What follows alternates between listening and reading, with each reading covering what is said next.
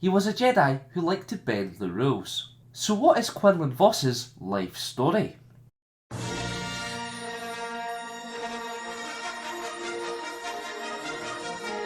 The Kangaroos presents Star Wars Lore Episode 95, The Life of Quinlan Vos.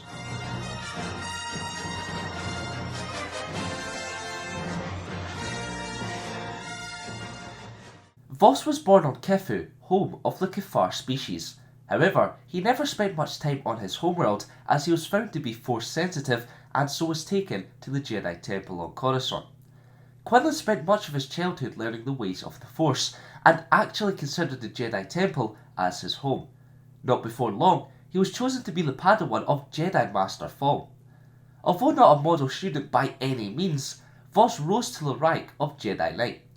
Many considered him a maverick due to the fact he never followed rules closely and he changed them to benefit himself. The Jedi soon realised a very unique and powerful ability he had. He could see visions of someone's past by touching an object they had come into contact with. This skill meant that he was an ideal candidate to carry out tracking missions, and was usually dispatched to the criminal underworld. During one such mission, he encountered a young but powerful Force user, Ayla Secura. After essentially rescuing the Twilight female, he took her to be his Padawan. The two subsequently became quite close, and Vos helped her reach the rank of Jedi Knight.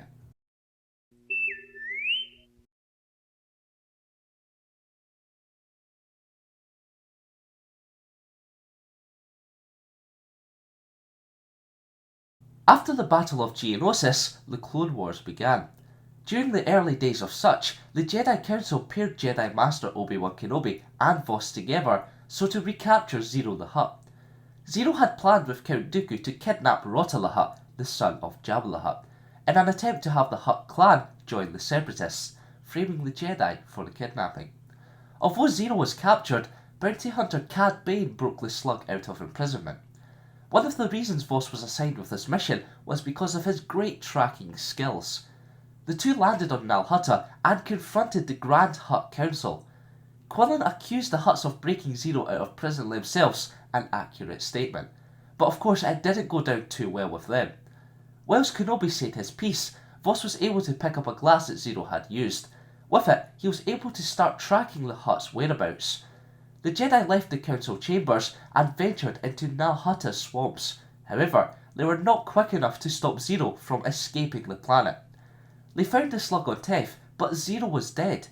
Although Cad Bane was hanging over the corpse, he claimed he never carried out the kill. Not believing the bounty hunter, the Jedi attempted to arrest Bane. Cad managed to escape though, meaning that Vos and Kenobi not only failed in their mission to recover Zero, but also to apprehend Bane. Later in the wars, Vos achieved the rank of Jedi Master. Around the same time, he was paired with the now bounty hunter Asajj Ventress to assassinate Count Dooku. The mission was brought about by the Jedi Council to bring together the light side and the dark side in order to kill the Count. It would also be a revenge mission for Ventress after being betrayed by Dooku. However, the Council did not want Ventress to know that she would be aiding the Jedi Order. Vos's first task was to actually find Ventress. Apparently she lost her Skype password. He travelled to level 1313 of Coruscant to ask of her whereabouts. Boba Fett pointed him towards Pantora, and the two later formed the needed partnership, even though Asajj found Quinlan irritating. The two trained on Ventress' ship, the Banshee.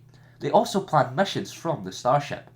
After failing to help the Pike Syndicate, Vos revealed his identity as a Jedi to Ventress. However, she already figured that part out.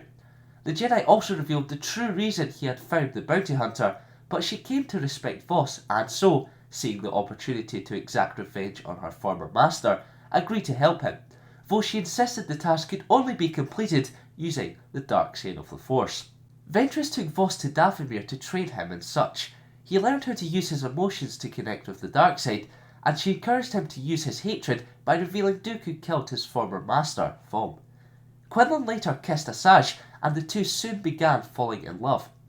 After one of Ventress's informants from within the CIS revealed that the time for the attack was approaching, the two assassins travelled to Raxus. On the Confederate capital, they planned to attack Dooku whilst he was attending a formal gathering. The two executed their plan but were quickly flooded by CIS forces. This forced Asajj to flee, leaving her lover in the hands of the Count. Dooku subjected Vos to immense physical and mental torture whilst holding him prisoner. However, because he saw that Quinlan had been exposed to the dark side, he wanted to craft the Capharian into his new apprentice.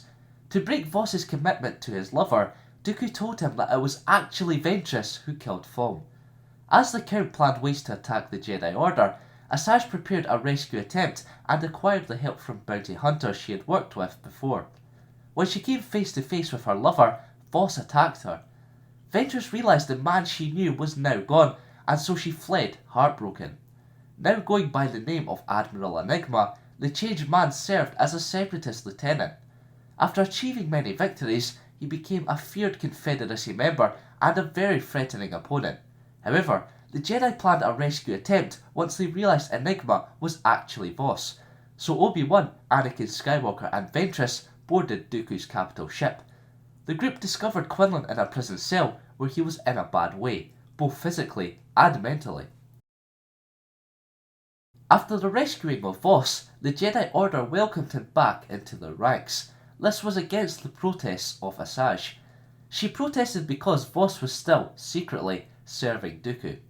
He sabotaged many Jedi and Republic missions, which looked a bit suspicious. In a final act to test Quinlan's true allegiance, the Jedi Council tasked him with assassinating the Count. Unbeknownst to Vos, he was tailed by Kenobi and Skywalker, who apprehended the Jedi and his opponent once Dooku was defeated. Quinlan managed to escape with Darth Tyrannus as his hostage, and they were aided by Ventress in fleeing the Jedi.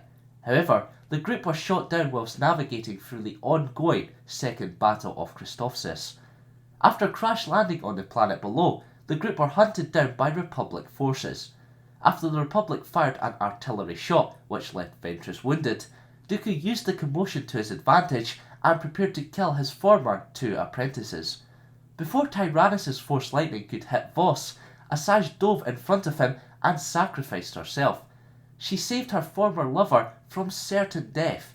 Her sacrifice incredibly angered Quinlan. He defeated Dooku once more, but never dealt the final blow. He spared the man's life in a moment of clarity. Ventress spent her dying moments in Vos's arms, declaring her love for him and telling Quinlan that he could still achieve redemption. Dooku managed to escape, but Obi-Wan witnessed Vos's merciful actions and so had him reinstated properly in the Jedi Order. Ventress's funeral took place on Dathomir and was buried in the same way as the rest of her people, being placed in the waters of her village. Nearing the climax of the Galactic Republic, Vos led Republic forces as a Jedi General. He later helped out on Kashyyyk, where he planned military tactics with Tarful, the Wookiee chieftain. Not long after, Order 66 was executed. This saw the downfall of the Galactic Republic and the rise of the Galactic Empire, while simultaneously wiping out most of the Jedi. In the new canon, there doesn't appear to be any confirmation of Vos's survival. However, if you want me to cover Quinlan's entire Legends storyline, then I'll try to get around to doing that. Now it's time for this week's question. What should Disney do with Quinlan Vos? Let me know in the comments below. Let's just hope they don't say he was killed during Order 66. Remember to vote for next week's episode by linking one of the 3 comments below, and for more Star Wars lore, keep it locked here to the Countdown. So if this week can confirm that Dameron is a leader in the Resistance, presumably the following faction of the Rebel Alliance, is a top-notch pilot, and has a super duper X-Wing that was probably on Pimp My Ride or something.